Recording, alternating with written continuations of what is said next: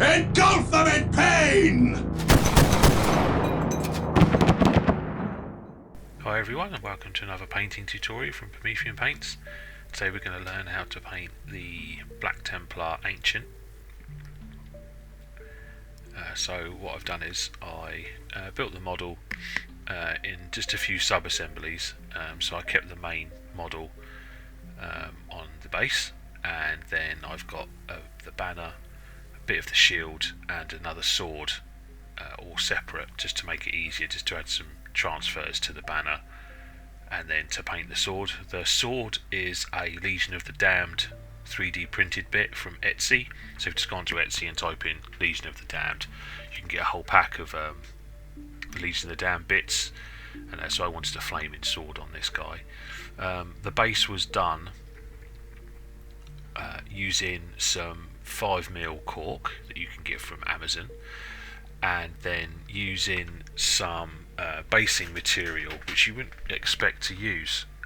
It's from Liquitex, and it's an acrylic medium called gel medium, and you can apply it to the base in a way to give it a sort of flowing lava effect. It takes a few hours to dry. I cover off how to do it on a bigger base on the tutorial for the Saturnine Dreadnought. And once that's all dry, we base coat everything in black, and then you saw there I was using the white ink through the airbrush just to go over the lava and have the brightest whites where you want to have the brightest lava effect, just to create some nice transitions between sort of light white and really bright white for your lava. Then the first colour we're going to go over all of that white is with a mix of AK Fluorescent Yellow and Daler-Rowney Fluorescent Yellow ink. Do about a 2-to-1 mix in favour of the AK fluorescent paint, so 2 drops of that to 1 drop of ink. Give it a good mix in your airbrush, and then cover all of the white ink that you've just put onto the base with the fluorescent yellow. Just a few presses of the airbrush. Don't press it down for too long, otherwise you'll flood the areas and you'll ruin the effect. A few simple coats is all that's needed. Once the yellow is dry, we're going to add some nice glowing effect, and for this we're going to be using Green Stuff World Fluorescent Orange Yellow. Again, put it into your airbrush, a little drop of water on this, we're not going to dilute it with any ink. And what we're doing here is we're taking away that greenish tinge that you see from when doing the yellow. So cover all of the yellow in this yellow-orange colour, and what you'll do is you'll take away that green tinge and add a nice fiery glowing orange effect. You're covering probably 50% of the yellow's colour, so you still want to keep a little bit of that yellow showing, but in the cooler areas have more of this orange. So the pure yellow with just a little bit of this over the top of it to just tone down that green, and then in the cooler areas add more and more of this orange colour. After that we're going to add Fluorescent Red from Green Stuff World and Fluorescent Red from Daler-Rowney ink. Make a mix of that, again 2-to-1. And what I'm doing now is I'm pointing the nozzle so that it's about halfway up the rocky lava there, so that it's catching the top edge of the lava, of the sort of cork, but not the bottom part, so that flaming orange is left at the bottom with the red at the top half, so that you get a sort of transition from bright yellow to orange to red. And what I'm doing here is I'm spraying the airbrush so that the spray only catches the top part of the basing material. So I'm not aiming the airbrush directly downwards, I'm holding it horizontally and up from the base so that it's only catching the top edges.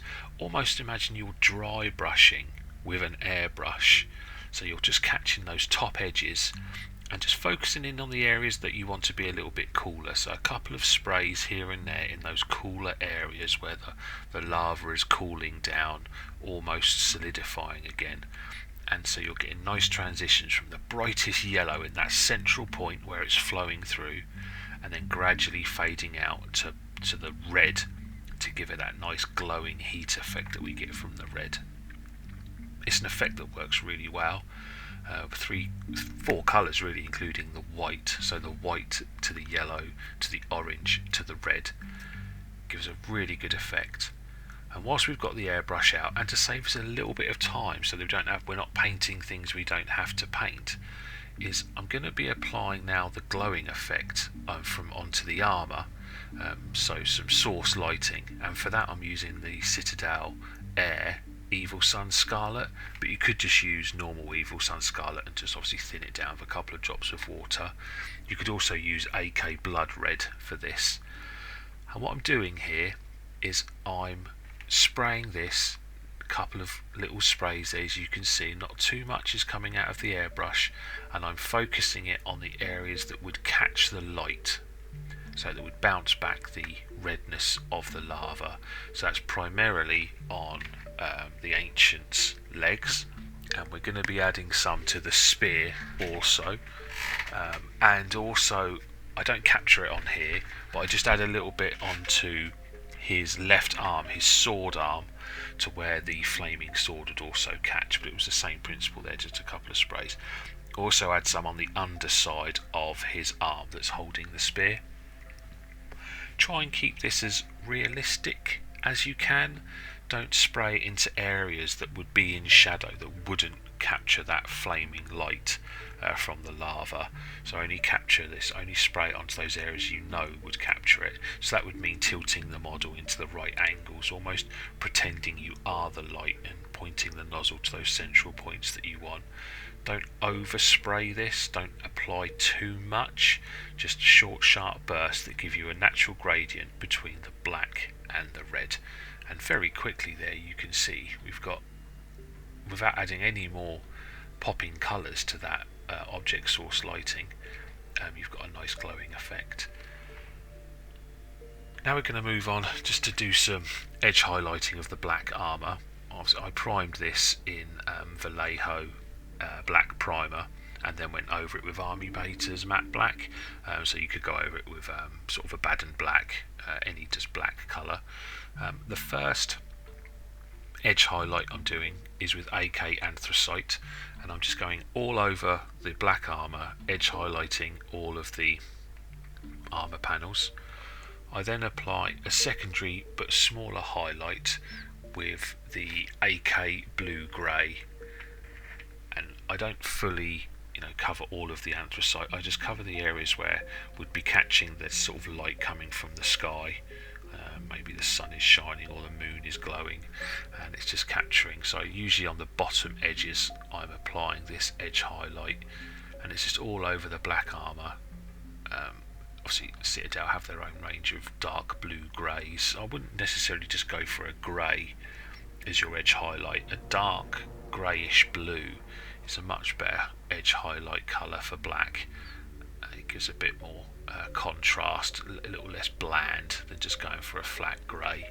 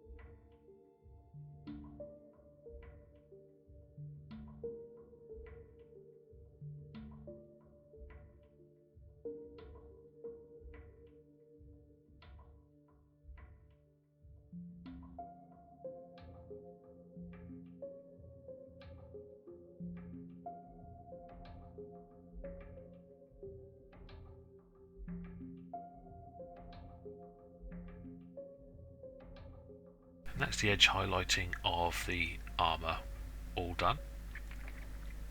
We're now going on to paint the tabard, and for this I'm starting off with a base coat of AK leather brown.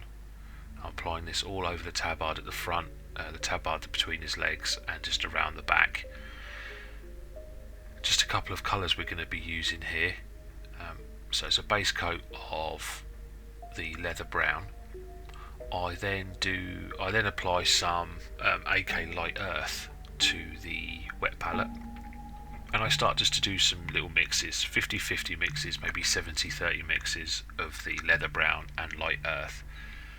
And I don't apply this in the traditional way of doing the highlighting. How I do this is I'm just adding scratches, lines, almost like you're playing miniature noughts and crosses. So horizontal lines, vertical lines, just to give some texture to the material that's on the tabard. Make it look a little bit like that it's quite worn, quite threadbare, just to give a bit more texture to the model. Of course, you can just highlight this as you normally would, picking out the prominent edges, but I just wanted to add a little bit more texture to this tabard. So yeah, across it, just you apply this leather brown as a base coat, and then we're going to be moving on just to do some mixes and just some horizontal lines and vertical lines just to give some texture, and doing the mix so you've got, you know, a 70-30, then a 50-50, then a 70-30 the other way, so the lighter colour to the darker colour, and just work your way across the model. Any sort of tabards, so some people prefer the white, pure cream white tabards, but I wanted something a little bit more worn, a little bit more darker for our ancient.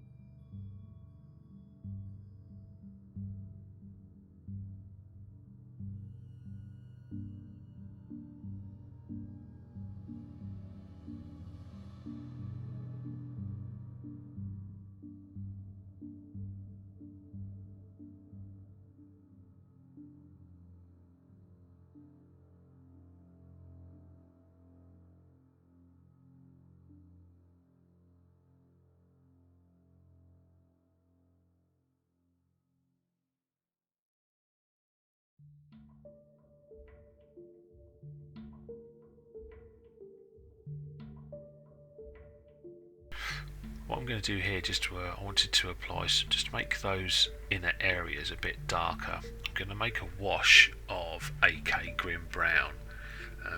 You could just use Agrax Earthsage or Nuln Oil here.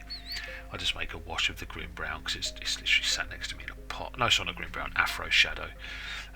Any very dark brown here.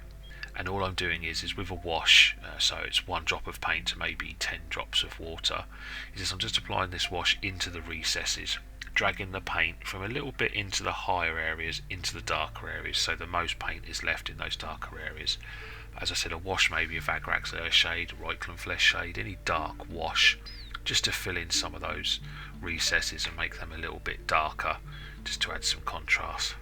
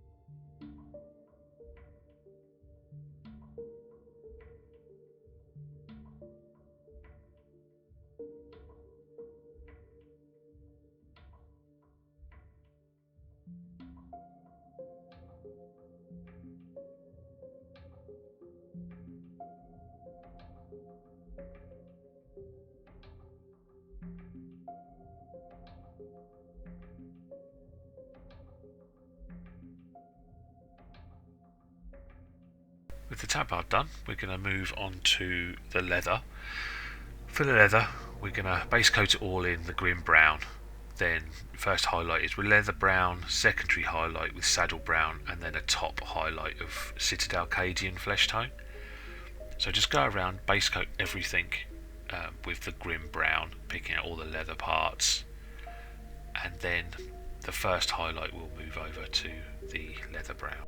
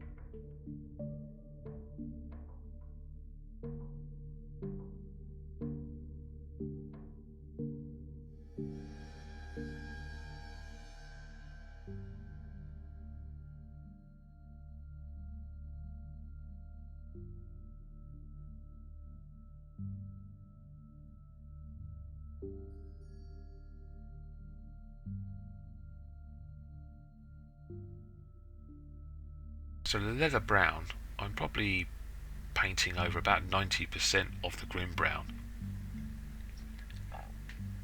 Ensure I'm picking out all the edges, all the raised areas, and covering about 90%, leaving the grim brown in the darkest recesses. And we'll follow the same principle with the saddle brown, but probably down to about 50%. So all the edge highlights in saddle brown, picking out the raised areas, any areas that you think would be a bit more worn, add a little bit more of that saddle brown.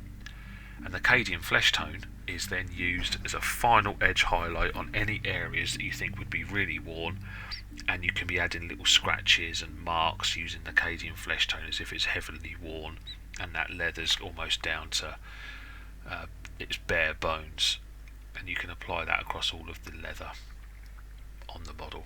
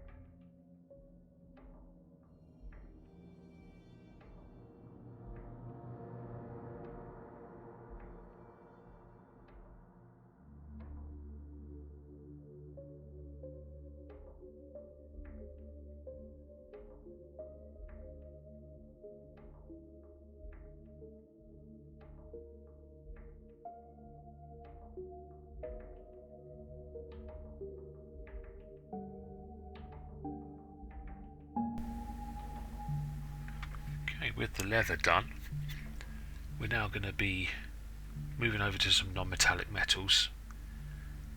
First of all, starting with the silvers. Now you could just paint these in any silver colour that you want, your lead vouchers, those kind of things.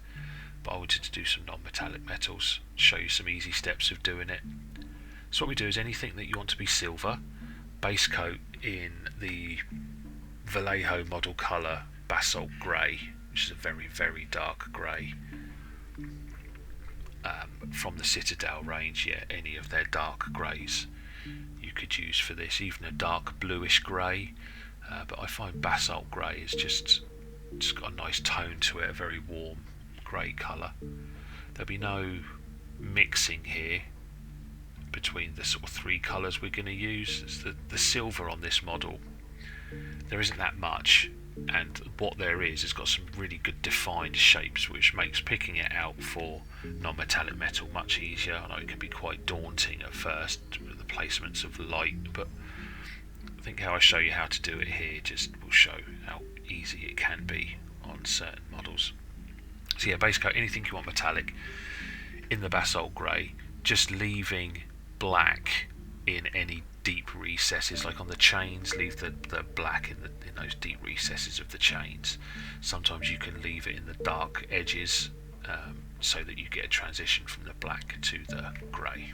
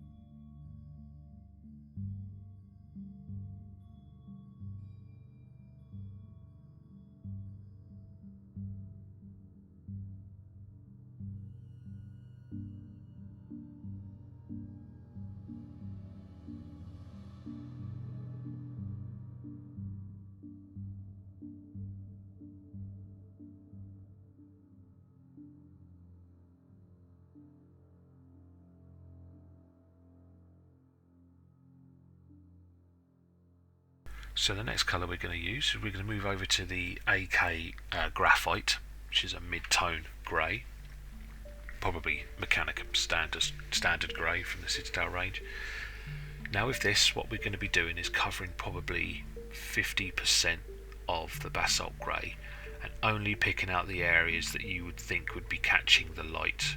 So on the chains, anything that's on those top edges, leaving the basalt grey and the black in the deep recesses or in any areas that you would think to be in shadow.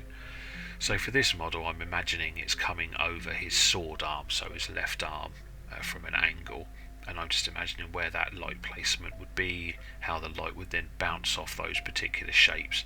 Not too much how light works on straight edges and curves and spheres, just placing the highlights where it makes sense to place them. Wouldn't overthink this. We're not going for ultra realism here, just going for something that looks good, especially on the tabletop.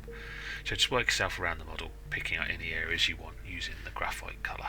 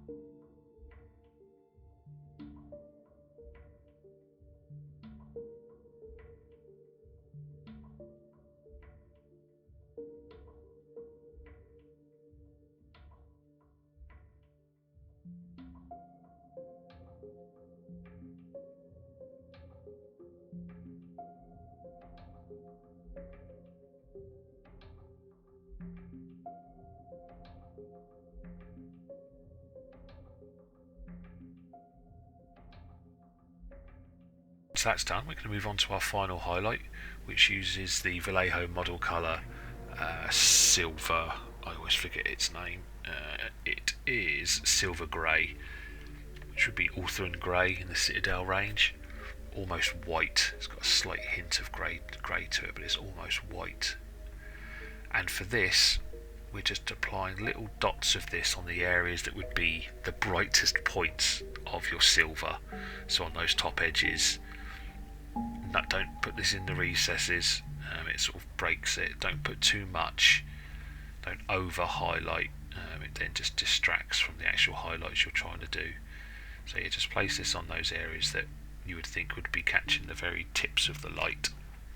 And with those three colours, you've got yourself quite an easy to do non-metallic metal silver. And then after that we'll move on to doing some gold.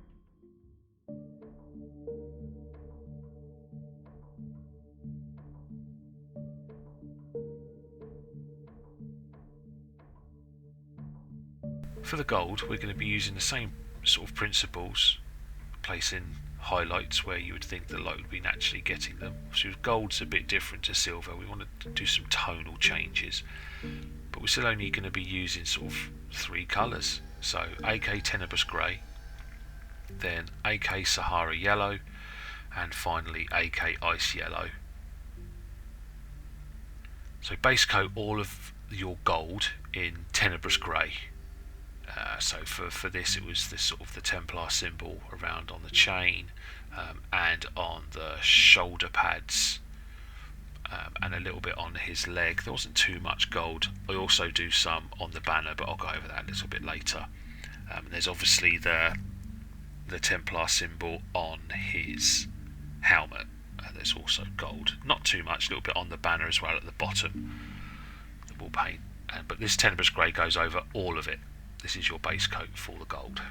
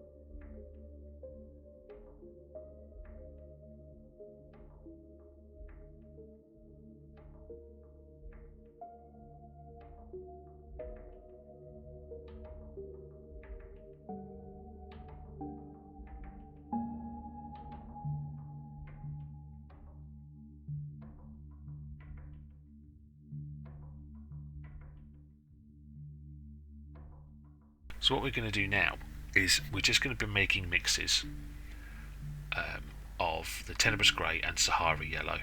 Tenebrous Grey is an extremely pigment-rich colour, so what really we're doing is creating a 50-50 mix, but it requires more Sahara Yellow, so it's probably a 3-to-1 in favour of Sahara Yellow, just to create a tone between Tenebrous Grey and Sahara Yellow. It almost goes a little bit green as well, greenish brown type colour. And for this, much like we did for the silver, apply this into the areas you'd think would be catching the sun, so where would be your bright points, and leaving the Tenebrous Grey in the deep recesses. So I'm covering 70-80% of the Tenebrous Grey in this mix, and then all I'm doing from there, reducing the coverage. So from now I'm moving, be 50%, then 30%, and then 10%, adding more and more Sahara Yellow to the colour until you're at pure Sahara Yellow, and then we add a little bit of ice yellow into the mix for your brightest points, edge highlighting in the ice yellow. And if you just follow along here, you'll see how many mixes do. It's only a couple of mixes. I add probably a little bit more Sahara Yellow to this, then move on to pure Sahara Yellow, and then a little mix of it with a little bit of ice white into that. It doesn't take long, so a little bit different to the silver where we're doing just colours straight out of the pot. This method we are doing a few mixes, but nothing too complicated. You're just making mixes from Tenebrous Grey down to ice yellow in 3 or 4 steps. If these were on larger panels of gold, we would do a few more steps, but because these panels are relatively small and the shape's well defined, it's quite easy to do. Just make sure you edge highlight with either a 50-50 mix of Sahara Yellow and ice yellow, or the pure ice yellow.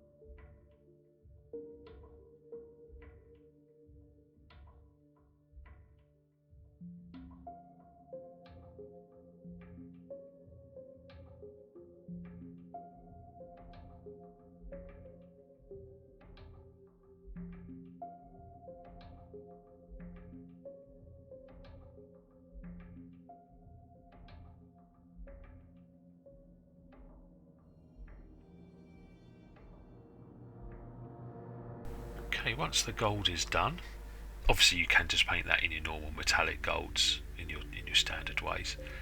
We're now going to move on to add some highlights to that red. So what I'm doing is I'm using some AK Blood Red, and I want to make the airbrushing red we just did a little bit more brighter on the areas on the edges. So I'm sort of where the airbrush has caught the model with the red, I'm edge highlighting around those areas and then adding small little dots of the red onto the places where I know the light would be brighter. I also add more of this red onto the areas that are metallic, that are reflecting the light, because the metallics would reflect it more brighter than your flat black surfaces, and this is really where the gold trim would be, the silver on the banner, just on those areas, just to make those areas a bit brighter. I apply a little bit more towards where his feet are, where the glow would be more intense. This is a handy little step, especially when we're going to be adding some white and fluorescent colours onto this to really make it as if the light is reflecting off it.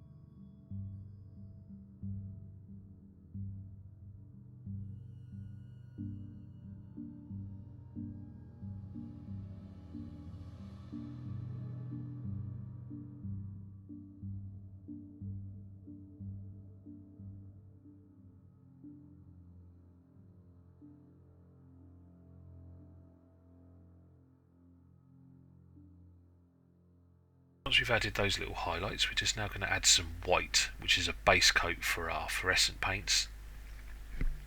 So we're just using some AK Pure White, but any of your favourite whites will do here. This is just some subtle edge highlighting on the points of the model where the glow from the lava would be extremely bright, or the glow from the flaming sword. Again, focusing on those areas that would be metallic. So this is a little bit around the shoulder pads, some around the chain that's around his wrist, on his sword arm, and then on the banner it's the sort of silvers and golds, little line down the central point of the banner, and some on his banner holding arm where the light would be shining. But this white really is focused on where the light reflects off of the metallics, and where the light would be very close down on his feet. So just little edge highlights. Don't put too much of this on. Too much and it looks a bit garish. These are just little edge highlights and dot highlights to where you want, because over the top of this we're going to be applying the fluorescent red again. So this is where you want it to be really, really bright and be your brightest points of reflections.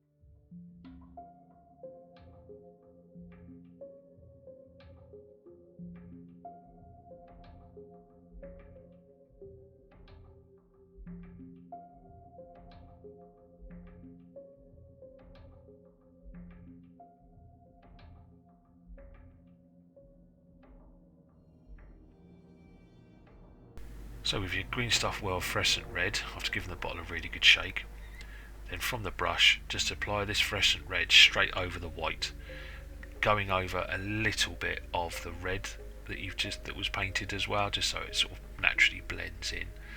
This is almost like putting on a contrast paint, how thick you put it on, and it shows a little bit on the camera, but in your light it will really start to make those reflections even more brighter than they were. And then once we've done this, you'll see I've got some fluorescent orange next to fluorescent red. That's the final stage, that on any areas where you want the reflection to be its most intense. So for me, that was on the trim and the points around the feet. I added little dots of the fluorescent orange to really make it as if it looks like it's close to the heat source and it's bouncing back the reflections. And then once that's done, that's the sort of OSL object source lighting finished on a majority of the model.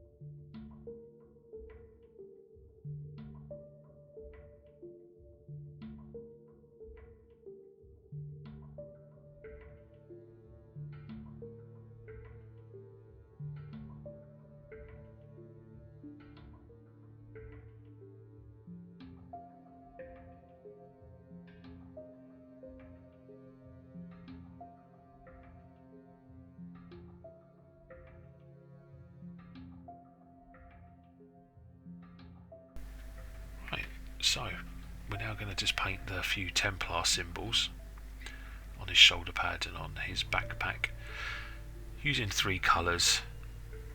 There we've got AK blue grey.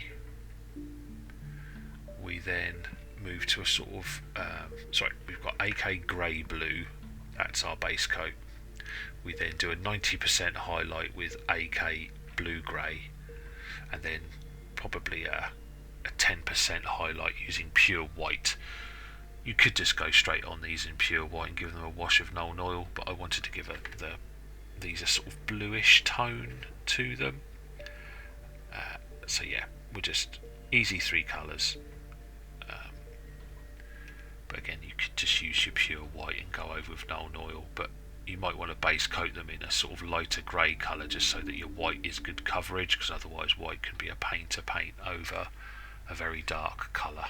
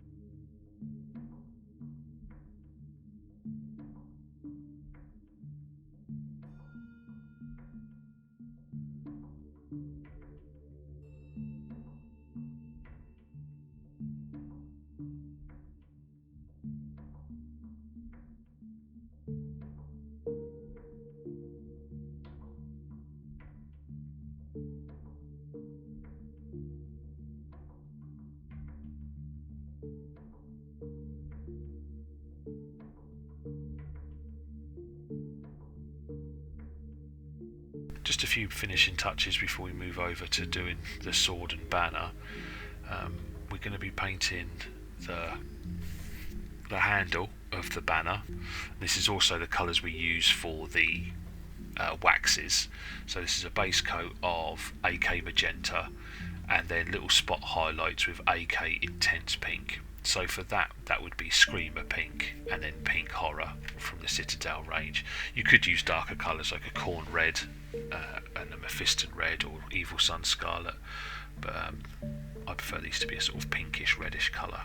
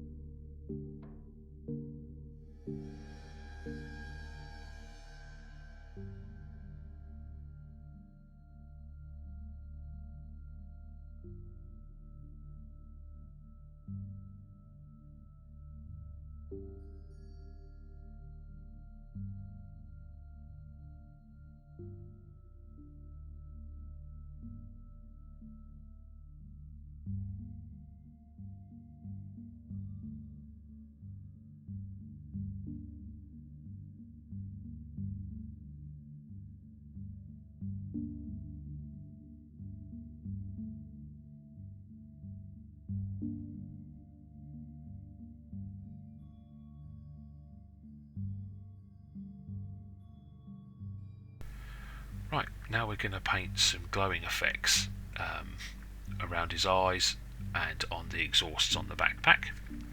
For this we start off with a base coat of AK Wine Red, and on the eyes I paint this all over the lens and the surrounding area as well, so a little bit across the surrounding area, so it covers maybe another millimetre outside of the eye.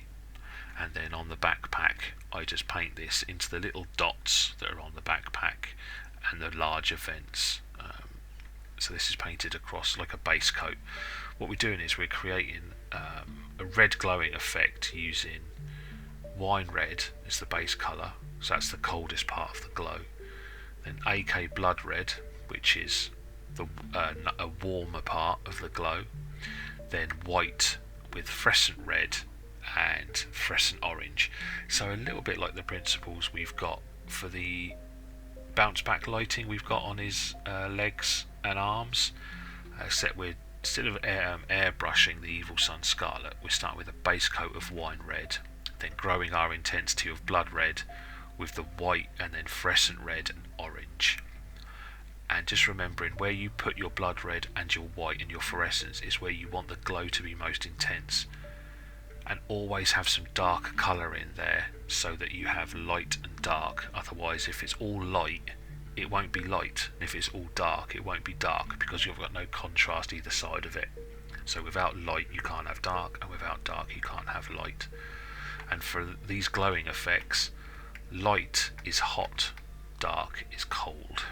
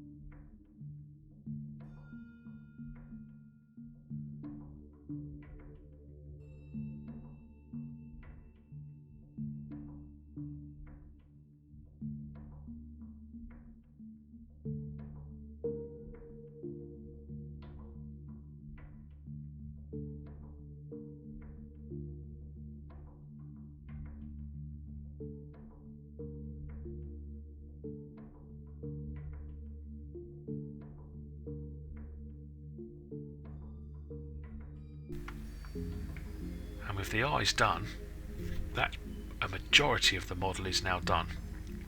I'm now going to show you how I paint the flaming sword. Then after that, just how I finished off the banner. Obviously, the sword, you might not have that part, so you might just paint the swords how you normally do. You could use those glowing effects we've just done to replicate something on your own sword using the principles we're doing here. But what I've done with the sword is I've base coated everything in pure white. I then have got the Green Stuff World fluorescent yellow orange with a little bit of water in it, and I apply that all over the sword and the hilt, covering everything. It's 100% coverage here. Just take your time, don't apply it too quickly, otherwise the paint will pool and it'll look horrible. You've kind of got to strip it back and start again, or base coat it again in your white if you go a bit too crazy with the airbrush. It doesn't take long to dry either, this fluorescent paint, especially at the moment. We've got a bit of a heat wave in the UK as I'm filming this, so paint is not taking long to dry. So yeah, cover this all over in the fluorescent yellow orange. If you haven't got that colour, you can just base coat this in the yellow and then go over the top of it in the fluorescent orange, leaving a little bit of yellow showing in the deeper recesses. But the yellow orange mix is really good. You could attempt to make your own mix of fluorescents, but I find they don't mix very well. They're an odd paint to apply when you try and mix them. So once you've covered all of it with your fluorescent orange, we're then going to move to the fluorescent red. So again, this is a mix of the fluorescent red ink by DeadlyPrint and the fluorescent red by Green Stuff World. Probably it's not a 50-50 mix, probably a 2-to-1 mix in flavour of the Green Stuff World red. Now as you can see there, I'm applying this paint and I'm pointing the airbrush downwards, so the top of the flames are the coldest part, the smoky part. The bottom of the flames is where I want the heat source. So I want more red to be at the top than at the bottom. So at first I'm just making sure that I'm keeping the airbrush so that it only covers the top.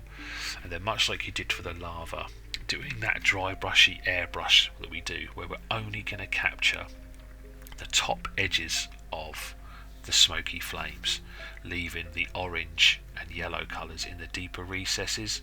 So this red is made to just tone down the brightness and to give it a bit more glowy realism. It's amazing how this red colour, even though it's dark, adds the sort of glowing effects that we want.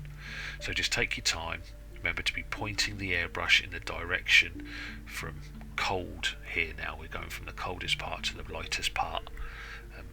Don't worry if you're covering too much of the glow, because when you take a step back you'll see that it is still really glowing. The red adds to the effect, and always pointing the airbrush towards the point you want to be coldest.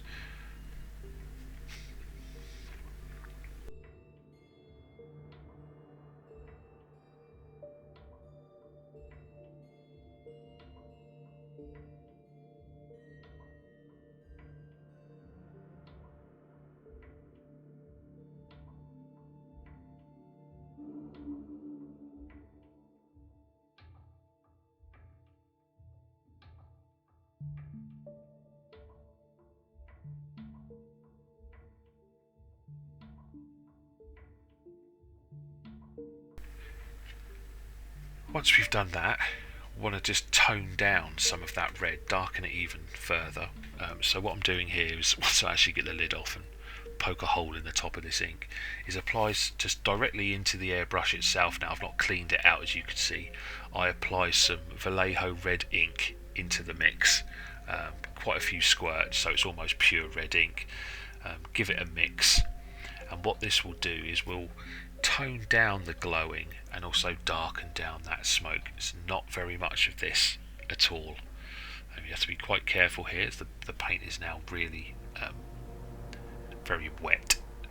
It flows out the brush quite quickly, so just a couple of little squirts using the same principles you did with the fluorescent red, just doing this just to tone down the heat that we're creating here.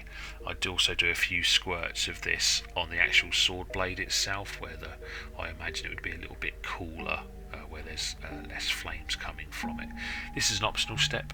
You don't necessarily have to do this bit, but if you've got some red ink, it's well worth doing this. And the final stage is I then put a few drops of AK Tenebrous Grey into the airbrush. Don't clean it out, just mix it in with this, so we create a very dark red, almost purple black colour. It looks really good as a smoke effect. And again, using the same principles, I'm pointing the airbrush downwards so that it catches the top points of the smoke, which creates that blackness, that dark smoky effect you get when the smoke is dissipating from the area. This stage I wouldn't say is optional. You could dry brush this at this point, but if you've already airbrushed it, then just use your airbrush. So yeah, spraying downwards, keeping the light areas light, making the dark areas really dark.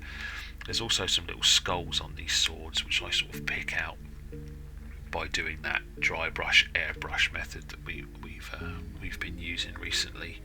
As you can see there, just a few squirts really brings out the heat sources. By making it darker, you're making it hotter.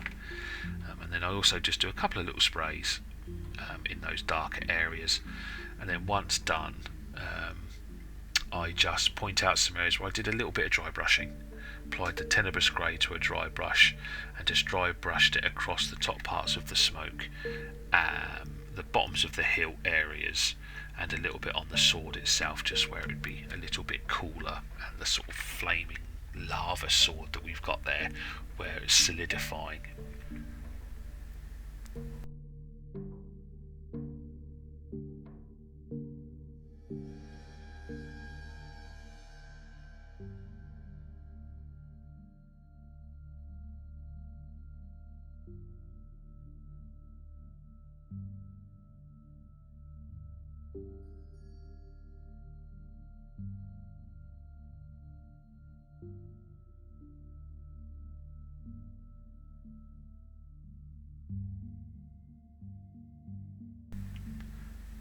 So just let it dry, takes a few minutes.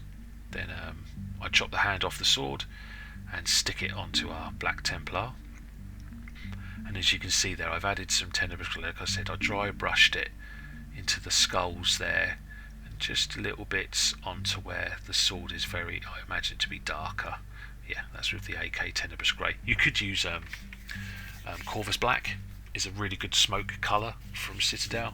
There's not much that is like Tenebrous Grey. I've not found an equivalent, but Corvus Black is a good colour to use as a smoky effect colour. And there we go. Pretty much done. We've just got the banner to do, and then tidying up the base. Now for the banner, how I did this was I base coated the parchment in the same colours we did for the tabard, making mixes of the light earth colours and the leather brown colours. The metallics were painted in the same ways, the silvers there, just picking out the areas that I wanted to be brightest. The transfers are from the Mighty Brush. They're the script transfers, very easy to apply. You apply them pretty much like any of the Citadel range. Apply those, then just go over them with some varnish just to seal them in place once you've base coated everything. So there's nothing on there that we hadn't painted before. The silvers were done the same. The tabard is the way we've painted the parchments. For the skulls there, I'm just using a couple of colours, as there's a sort of big skull on the top of the banner. I've base coated it in Tenebrous Grey. Then I've gone over about 80-90% of it with the AK Mud Brown, which would be Steel Legion Drab in the Citadel range. I then do spot scratchy highlights using the AK Light Earth, which would be sort of Xandri Dust, and then finally some spot scratch highlights on the very sort of recess area, on the tips of the recess, like around the eye socket, the nose, the teeth, with AK Ivory, which would be the Screaming Skull from the Citadel range. So that's my general skull colours: Tenebrous Grey, Mud Brown, Light Earth, and then an Ivory to finish it off.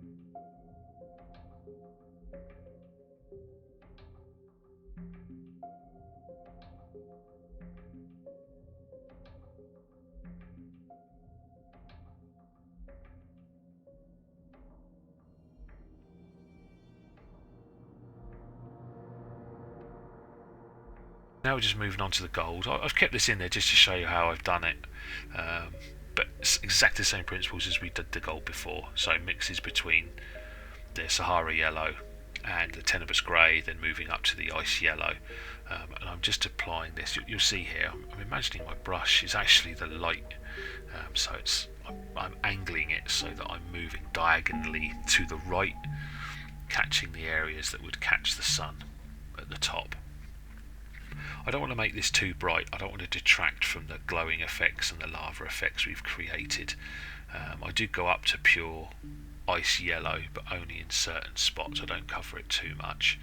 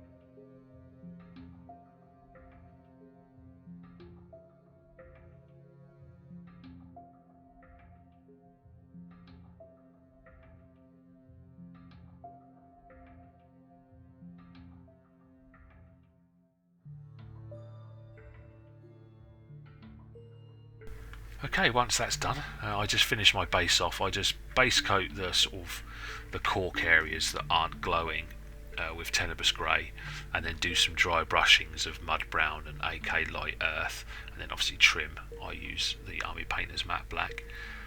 And there's the finished Black Templar model. Like I said, the transfers you can get from the Mighty Brush.